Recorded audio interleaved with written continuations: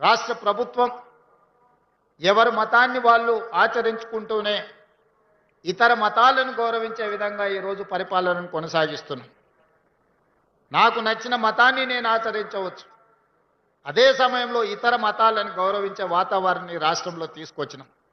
మత ప్రాతిపదికన ఎవరైనా దాడులు చేయాలన్న ఆలోచన చేసినా, అనుకోని చెదురుమదురు సంఘటనలు ఏవైనా జరిగినా ప్రభుత్వం కఠినంగా అణిచివేసింది. అట్లాంటి వాళ్ళ పట్ల అప్రమత్తంగా ఈరోజు మా ప్రభుత్వం వ్యవహరిస్తున్నది.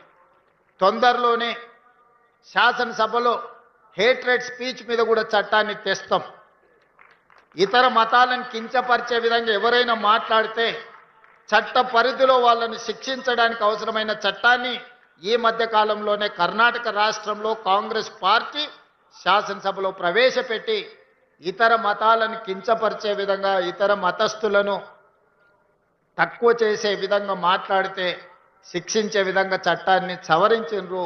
తొందరలోనే తెలంగాణ రాష్ట్రంలో కూడా బడ్జెట్ సమావేశాలలో ఆ చట్టాన్ని తీసుకొచ్చి అన్ని మతాలకు సమానమైన హక్కును, అధికారాన్ని, వాళ్ళ యొక్క మతాన్ని వాళ్ళు ఆచరించే స్వేచ్ఛను తెలంగాణ రాష్ట్ర ప్రభుత్వం అందిస్తుంది అని చెప్పి నేను ఈ సందర్భంగా తెలియజేస్తున్నా.